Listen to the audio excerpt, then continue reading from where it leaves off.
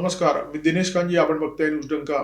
चीन आणि पाकिस्तानची युती भारताच्या दृष्टीने जितकी अभद्र आहे, त्यापेक्षा कितीतरी पटीने अधिक अभद्र चीनच्या दृष्टीने भारत आणि जपानची युती आहे. कारण चीन हा मजबूत देश असला तरी पाकिस्तान हा भुके कंगाल देश आहे. त्यामुळे तो फक्त चीनचा मोहरा असू शकतो. परंतु भारत आणि जपान हे दोन्ही आर्थिकदृष्ट्या, तंत्रज्ञानदृष्ट्या अत्यंत मजबूत देश आहेत. हे दोन देश आता एकत्र आलेले आहेत. जपानचे पंतप्रधान साने ताकाईची या भारतामध्ये आल्या होत्या आणि त्यांच्या या भारत भेटीमध्ये दोन्ही देशामध्ये अत्यंत महत्वाचे करार झाले. त्या करारापैकी युनिकॉर्न अँटेनाचा एक करार असा आहे, ज्या करारामुळे भारताच्या आणि जपानच्या नौदलाला हिंद प्रशांत क्षेत्रामध्ये जबरदस्त मजबूती मिळणार आहे आणि हा चीनच्या दृष्टीने अत्यंत तापदायक विषय झालेला आहे. याच विषयावर या व्हिडिओमध्ये बोलणार आहोत. परंतु व्हिडिओ सुरू करण्यापूर्वी एक छोटीशी विनंती, आमचा चॅनल सबस्क्राईब करा आणि जर आवडला तर व्हिडिओ लाईक करा, शेअर करा, हाईप करा. गेल्या 2-3 वर्षामध्ये जगामध्ये भूराजकीय घडामोडी अत्यंत वेगाने घडताना दिसत आहेत. एका बाजूला अमेरिकेचे राष्ट्राध्यक्ष डोनाल्ड ट्रम्प जगातल्या प्रत्येक देशाला धमकावताना दिसत आहेत. दुसऱ्या बाजूला हिंद प्रशांत क्षेत्रामध्ये चीनची आक्रमकता प्रचंड वाढलेली आहे. चीन प्रत्येक शेजारी देशाला घाबरवण्याचा प्रयत्न करतोय. त्यामुळे स्वाभाविकपणे भारत आणि जपान हे जे दोन देश आहेत ते एकत्र आलेले आहेत. भारत जपान दरम्यानच्या 16व्या शिखर परिषदेसाठी साने ताकाईची भारतामध्ये आल्या होत्या आणि या भेटीच्या दरम्यान आर्थिक क्षेत्र, संरक्षण क्षेत्र, तंत्रज्ञान क्षेत्र अशा विविध क्षेत्रामध्ये अत्यंत महत्वपूर्ण करार झालेले आहेत. भारत आणि जपान या दोन देशांमध्ये जवळीक होतीच, परंतु गेल्या काही काळामध्ये ती वाढलेली आहे. त्याची 2-3 महत्वपूर्ण कारणं आहेत. जपान हा नाटो गटातील देश आहे. अमेरिकेचे राष्ट्राध्यक्ष डोनाल्ड ट्रम्प वारंवार नाटो गटातील देशांना धमकावतात, त्यांचा अपमान करतात. त्याच्यामुळे हे देश आहेत ते प्रचंड बिथरलेले आहेत. यातील बरेच देश भारताकडे अत्यंत आशेने पाहत आहेत. दुसरं महत्वाचं कारण म्हणजे चीनचा विस्तारवाद. चीन शेजारी देशांना धमकावण्याचा प्रयत्न करतो, त्यांच्या सीमेमध्ये घुसखोरी करतो आणि त्यांचा भूभाग बळकावण्याचा प्रयत्न करतो. ही 2 महत्वपूर्ण कारणं आहेत. तिसरं कारण आहे आत्मीयतेचं. जपानचे दिवंगत पंतप्रधान शिंजो आबे यांच्याशी पंतप्रधान नरेंद्र मोदी यांचे अत्यंत मैत्रीपूर्ण संबंध होते, घनिष्ठ संबंध होते. साने ताकाईची जेव्हा भारतामध्ये आल्या तेव्हा सुरुवातीचा जो संवाद झाला तो अशा प्रकारचा होता. ताकाईची असं म्हणाल्या की शिंजो आबे हे त्यांच्या थोरल्या भावासारखे होते. मोदींनी त्याच्यावर प्रतिक्रिया दिली. मोदी असं म्हणाले की शिंजो आबे जर तुमच्या थोरल्या भावासारखे होते तर तुम्ही माझ्या लहान बहिणीसारखे आहात. म्हणजे दोन्ही देशांचे जे संबंध आहेत ते फक्त राजनैतिक संबंध नाही आहेत, ते संबंध कूटनीतीवर आधारित संबंध नाही आहेत. म्हणजे या दोन्ही गोष्टी आहेतच, परंतु त्याच्याशिवाय मैत्री आहे, विश्वास आहे आणि आत्मीयतेचं नातं आहे. रेअर अर्थ मिनरलच्या पुरवठा सगळीवर चीनचा जो प्रभाव आहे तो सगळ्या जगाला ठाऊक आहे आणि या प्रभावाचा वापर करून चीनने जगातल्या भल्या भल्या देशांचे हात पिरगळण्याचं काम केलेलं आहे. त्यामध्ये जसा अमेरिका आहे तसं जपान सुद्धा आहे. भारताने सुद्धा हे चटके भोगलेले आहेत. त्यामुळे ही पुरवठा सगळी मजबूत करण्यासाठी रेअर अर्थ मिनरल आणि सेमीकंडक्टर ही पुरवठा सगळी मजबूत करण्यासाठी जपान आणि भारत हे दोन्ही देश एकत्रितपणे काम करणार आहेत. भारताची टाटा इलेक्ट्रॉनिक्स आणि जपानची टोकियो इलेक्ट्रॉनिक्स या कंपन्या या क्षेत्रामध्ये हातात हात घालून काम करणार आहेत. एआयच्या क्षेत्रामध्ये सुद्धा दोन्ही देशामध्ये अत्यंत महत्वपूर्ण करार झालेले आहेत. भारत ही सॉफ्टवेअरची महासत्ता आहे आणि जपानकडे तंत्रज्ञान आहे.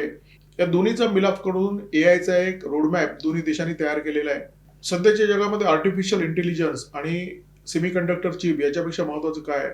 भारत आणि जपान या दोन्ही देशांमध्ये जे विविध करार झालेले आहेत त्यामध्ये याही पेक्षा महत्वाचा एक करार झालेला आहे आणि तो करार आहे युनिकॉर्न अँटेना या प्रकल्पाच्या संदर्भात. या करारामुळे दोन्ही देशांची हिंद प्रशांत क्षेत्रामध्ये जी ताकद आहे ती अनेक पटीने वाढणार आहे आणि या क्षेत्रामध्ये चीनचा जो आक्रमकपणा वाढत चाललेला आहे त्याला एक चेकमेट मिळणार आहे. मिलिटरी हार्डवेअरच्या क्षेत्रामध्ये जपान आणि भारत या दोन्ही देशांनी एकत्र येऊन हातात हात घालून केलेला हा पहिला प्रकल्प आहे आणि या प्रकल्पामुळे सागरी क्षेत्रामध्ये चीनच्या जहाजांवर टहळणी करणं आता या दोन्ही देशांना शक्य होणार आहे. गेल्या काही वर्षामध्ये दक्षिण चीन समुद्र असो किंवा पूर्व चीन समुद्र याच्यामध्ये चीनची दादागिरी प्रचंड वाढलेली आहे. चीन काय करतो? शेजारी देशांच्या सागरी सीमांमध्ये घुसखोरी करतो आणि उलट त्यांनाच धमकवण्याचं काम करतो. हा जो विषय आहे तो दोन्ही देशांनी जे संयुक्त निवेदन प्रसिद्ध केलं त्याच्यामध्ये याची नोंद घेण्यात आली. दोन्ही देशांनी असं स्पष्ट केलं की बळाचा वापर करून किंवा धमकावून कोणत्याही देशाने सागरी नियमांचं उल्लंघन करू नये आणि दक्षिण चीनी समुद्र, पूर्व चीनी समुद्र याच्यामध्ये जो तणाव आहे त्या तणावाबद्दल सुद्धा या निवेदनामध्ये चिंता व्यक्त करण्यात आली. म्हणजे एका अर्थाने दोन्ही देशांनी चीनचे कान उपटण्याचं काम केलेलं आहे. चीनच्या परराष्ट्र मंत्रालयाने तात्काळ या भेटीची दखल घेतलेली आहे. म्हणजे ताकाईची यांची जी भारत भेट झालेली आहे आणि त्यांनी एक असं निवेदन प्रसिद्ध केलं ज्या निवेदनामध्ये त्यांनी असं म्हटलेलं आहे की दोन देशांमध्ये जे सहकार्य आहे ते तिसऱ्या देशाला लक्ष्य करणारं असू नये आणि प्रादेशिक शांततेचा भंग करणारं तर अजिबात असू नये. याचा अर्थ स्पष्ट आहे की भारत आणि जपानची जी मैत्री आहे त्या मैत्रीचा जो तीर आहे तो अगदी निशाण्यावर लागलेला आहे. युनिकॉर्न ही युद्धनौकांसाठी तयार केलेली युनिफाईड सिग्नल व्यवस्थापन प्रणाली आहे आणि याचा जो वापर आहे तो शत्रूची जी पाळत यंत्रणा आहे ती निकामी करण्यासाठी, म्हणजे तुमच्या युद्धनौकांवर कोण नजर ठेवतं, उपग्रह नजर ठेवतात, तुमचे रडार नजर ठेवतात, तुमच्या इलेक्ट्रॉनिक यंत्रणांच्या मार्फत युद्धनौकांवर पाळत ठेवली जाते. त्या ज्या सगळ्या यंत्रणा आहेत त्यांना निकामी करण्यासाठी या यंत्रणेचा वापर होतो. म्हणजे ही एका प्रकारे स्टेल्थ टेक्नॉलॉजी आहे, इलेक्ट्रॉनिक डिफेन्स टेक्नॉलॉजी आहे. जगभरामध्ये जे लष्करी तंत्रज्ञान असतं ते सातत्याने विकसित होत असतं. म्हणजे काय होत असतं, एक तंत्रज्ञान काही काळानंतर कालबाह्य होतं, कारण दुसरं असं तंत्रज्ञान निर्माण होतं ज्याच्यामुळे आधीचं तंत्रज्ञान निष्प्रभ होतं. युनिकॉर्न अँटेना प्रणाली हे अशाच प्रकारचं आधुनिक तंत्रज्ञान आहे. एखाद्या देशाकडे अनेक युद्धनौका असतात, फ्रिगेट्स असतात, विनाशिका असतात, विमानवाहू जहाजं असतात आणि ही जी जहाजं असतात त्या देशाच्या मूळ भूमीपासून हजारो मैल अंतरावर कार्यरत असतात. त्यामुळे स्वाभाविकपणे संपर्कात राहण्यासाठी या युद्धनौकांना संदेशाचं देवाणघेवाण करावं लागतं आणि या देवाणघेवाणीसाठी त्या युद्धनौकेवर अनेक अँटेना असतात.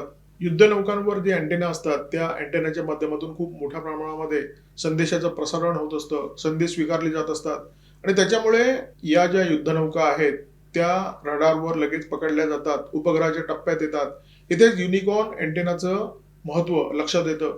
युनिकॉर्न अँटेनामुळे काय होतं, तुमच्या युद्धनौकेचं जे रडार सिग्नेचर आहे ते लक्षणीयरित्या कमी होतं आणि त्यामुळे रडारवर या युद्धनौका पकडल्या जात नाहीत. त्या समुद्रामध्ये अगदी गोपनीयरित्या गुपचूप कामकाज करू शकतात, हालचाली करू शकतात. समुद्र क्षेत्रामध्ये चीनने जे जॅमिंगचं तंत्र आहे ते सुद्धा खूप मोठ्या प्रमाणामध्ये विकसित केलेलं आहे. याच्यामुळे काय होतं, युद्ध काळामध्ये जर चीनने तुमच्या नौदलाचं जॅमिंग करून टाकलं, म्हणजे तुमच्या इलेक्ट्रॉनिक संवादाला पूर्णपणे खंडित करून टाकलं, तर काय होणार, तुमच्या ज्या युद्धनौका असतील त्या आंधळ्या होतील. कोणत्या दिशेला जायचं, काय करायचं हे त्यांच्या लक्षातच येणार नाहीये. या युनिकॉर्न अँटेनामध्ये जॅमिंग प्रूफ प्रणाली आहे. त्याच्यामुळे युद्ध काळात सुद्धा, म्हणजे आणीबाणीच्या काळात सुद्धा तुमच्या युद्धनौकांचा जो आपसातला संवाद आहे तो निरंतर सुरू राहतो. हा संवाद भारतीय जहाजांमध्ये होऊ शकतो. हा संवाद आता भारताच्या आणि जपानच्या जहाजामध्ये सुद्धा होऊ शकतो. अमेरिकेने जपानवर अणुबॉम्ब टाकल्यानंतर दुसऱ्या महायुद्धाची समाप्ती झाली आणि या महायुद्धानंतर जपानमध्ये अनेक घडामोडी झाल्या. जपानने आपली राज्यघटना बदलली, अमेरिकेचं सुरक्षा कवच स्वीकारलं आणि जपानची जी बदललेली राज्यघटना आहे त्याच्यामध्ये लष्कराची जी संख्या आहे ती मर्यादित ठेवायची, लष्कराचा फार विस्तार करायचा नाही, अशी मर्यादा जपानने स्वतःवर लादून घेतली. आणि याच्यामध्ये जी अनेक कलमं आहेत त्याच्यामध्ये असं महत्वाचं कलम होतं की जपानने दुसऱ्या देशाबद्दल कोणतंही लष्करी तंत्रज्ञान विकसित करायचं नाही. परंतु आता चीनचा धोका जपानला इतका वाढलेला आहे, त्यात अमेरिकेने आपला हात आखडता घेतलेला आहे. अमेरिकेने अनेक वेळा अशा प्रकारचे संकेत दिलेले आहेत, जर जपानवर संकट आलं तर अमेरिका जपानला मदत करेलच, याची आता जपानला हमी उरलेली नाहीये. त्यामुळे जपानने आपला भागीदार निवडलेला आहे आणि लष्करी हार्डवेअरच्या विकासासाठी जपानने पहिला जो करार केलेला आहे तो भारताबरोबर करार केलेला आहे. याचे युनिकॉर्न अँटेनाचं जे प्रकरण आहे ते जपानकडून भारताला मिळणार नाहीये. जपान हे तंत्रज्ञान भारताला देणार आहे आणि या युनिकॉर्न अँटेनाची निर्मिती भारतामध्ये होणार आहे. आणि याचा अर्थ काय, जपानची जी प्रिसिशन टेक्नॉलॉजी आहे त्याचा वापर करण्याचा लाभ भारतातल्या कुशल इंजिनियरला मिळणार आहे. भारताचा अनुभव वाढणार आहे आणि भारताची तंत्रज्ञान क्षमता सुद्धा वाढणार आहे आणि त्याच्यामुळे हा जो करार आहे तो भारतासाठी अत्यंत महत्वाचा आहे. युनिकॉर्न अँटेनामुळे हिंद प्रशांत क्षेत्र जे आहे ते सुरक्षित होणार आहे भारताच्या दृष्टीने, जपानच्या दृष्टीने सुद्धा सुरक्षित होणार आहे. कारण या अँटेनामुळे एकतर आपल्या नौदलाला स्टेल्थ कवच प्राप्त होणार आहे, दुसरी गोष्ट चीनी नौदलावर आपण बारकाईने लक्ष ठेवू शकणार आहोत. युनिकॉर्न अँटेनामुळे भारताच्या नौदलातली जी विविध जहाजं आहेत त्यांचं एकमेकांशी संवाद, समन्वय, संपर्क सुरू राहीलच. परंतु हा संवाद, संपर्क आणि समन्वय जपानच्या नौदलावर सुद्धा भारतीय नौदलाची जहाजं करू शकतील. रिअल टाइम डेटा शेअर करू शकतील, गोपनीय माहिती शेअर करू शकतील आणि याचा फायदा स्वाभाविकपणे दोन्ही देशाच्या सुरक्षा मजबूत करण्यासाठी होणार आहे. हिंदी महासागरातले भारतातले जे शेजारी देश आहेत, मालदीव आहे, म्यानमार आहे, बांगलादेश आहे, श्रीलंका आहे, यांच्या कर्मदरिद्रीपणामुळे चीनने हिंदी महासागरामध्ये बऱ्यापैकी घुसखोरी केलेली आहे. चीनची टेहळणी जहाजं, चीनची हेरगिरी करणारी जहाजं मोठ्या प्रमाणात हिंदी महासागरामध्ये उपस्थित असतात आणि ही काम काय करतात, भारताच्या नौदलावर लक्ष ठेवण्याची. चीनची यांगवांग सिरीजची जहाज आहेत, ही जहाजं काय करतात, आपल्या सॅटेलाइटला ट्रॅक करण्याचं काम करतात. आपण जर क्षेपणास्त्रांच्या चाचण्या केल्या तर त्या चाचण्या ट्रॅक करण्याचं काम करतात आणि या जहाजांची उपस्थिती सातत्याने हिंदी महासागरामध्ये असते. चीनी टेहळणी जहाजांवर जी इलेक्ट्रॉनिक उपकरणं असतात त्या उपकरणांच्या माध्यमातून भारतीय युद्धनौकांवरून जी रेडिओ फ्रिक्वेन्सी प्रक्षेपित केली जाते, रडार लहरी प्रक्षेपित केल्या जातात, त्या सगळ्या टिपल्या जातात आणि तुमची जी युद्धनौका असते ती ट्रॅक करणं चीनी टेहळणी जहाजाला शक्य होतं. म्हणजे तुमच्या युद्धनौकांचं लोकेशन चीनकडे जातं. युनिकॉर्न अँटेनाच्या माध्यमातून नेमकं हेच बंद करण्याचा प्रयत्न भारत आणि जपानच्या माध्यमातून होणार आहे. या अँटेनाच्या माध्यमातून नेमकं काय होतं, तुमच्या सगळ्या ज्या फ्रिक्वेन्सी असतात त्या एका संरचनेमध्ये एकत्र करून ultra low radar cross section तयार केला जातो आणि त्याच्यामुळे तुमच्या युद्धनौकेचा जो ठावठिकाणा आहे तो चीनपर्यंत पोहोचणं अशक्य होऊन जातं. रडार यंत्रणा कशा प्रकारे काम करते तुम्हाला माहिती आहे. चीनकडे अत्यंत प्रगत अशी रडार यंत्रणा आहे. या रडारमधून लहरी निघतात, त्या एखाद्या गोष्टीवर आदळतात आणि त्या लहरींचं परावर्तन होतं. मग रडारच्या स्क्रीनवर एक चित्र निर्माण होतं. मग लक्षात येते युद्धनौका आहे, विनाशिका आहे, फ्रिगेट आहे वगैरे वगैरे. परंतु युनिकॉर्न अँटेनाची निर्मिती अशा प्रकारे करण्यात आलेली आहे, त्याचं डिझाईन अशा प्रकारे बनवण्यात आलेलं आहे की रडारच्या लहरी जर याच्यावर आदळल्या तर परत जाताना ते विखुरल्या जातात, म्हणजे एकत्रितपणे जात नाहीत आणि त्याच्यामुळे काय होतं, त्याच्यामुळे चकवा दिला जातो, म्हणजे ज्याला कॅमोफ्लॅज म्हणतात युद्धाच्या तंत्रामध्ये. म्हणजे जे आहे ते दिसत नाही, भलतंच काहीतरी दिसतं. युद्धनौका असले तर चीनी रडारांना दिसेल की इथे एक छोटी मोठी मासेमारी बोट आहे आणि त्याच्यामुळे शत्रूला चकवा मिळतो.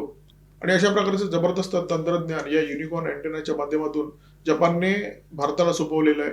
शत्रूला खिंडीत गाठण्यासाठी जपान हाय पॉवर जॅमिंग तंत्रज्ञानाचा वापर करतो आणि या जॅमिंग तंत्रज्ञानाचा मुकाबला करण्यासाठी या युनिकॉर्न अँटेनाने आपल्याला दिलेले आहेत मल्टी ब्लँट आणि फ्रिक्वेन्सी हॉपिंग तंत्रज्ञान. म्हणजे कितीही जॅमिंगचा वापर केला तरी तुमची जी संपर्क यंत्रणा असते, तुमचं जे दळणवळण असतं ते अखंडपणे कार्यरत असतं आणि युद्धकाळामध्ये सुद्धा तुम्ही तुमच्या मुख्यालयाशी सहज संपर्कात राहू शकता, त्यांच्याशी समन्वय करू शकता. युद्धाच्या काळामध्ये शत्रूच्या सॅटेलाइटला चकवा देणं हे अत्यंत आवश्यक असतं. चीनने शेकडोच्या संख्येने उपग्रह आकाशामध्ये पाठवलेले आहेत आणि यातल्या बऱ्याच उपग्रहांचा वापर भारताच्या विरोधात होत असतो. चीनकडे याओगान सिरीजचे सॅटेलाइट आहेत, ज्या सॅटेलाइटच्या माध्यमातून हिंद प्रशांत क्षेत्रावर बारीक नजर ठेवण्यात येते आणि या सॅटेलाइटची क्षमता इतकी जबरदस्त आहे की पावसाळा असो किंवा ढगाळ वातावरण, कोणत्याही वातावरणामध्ये तुमच्या युद्धनौकांचे अचूक फोटो काढून ते चीनी मुख्यालयापर्यंत पाठवण्याची क्षमता या सॅटेलाइटकडे असते.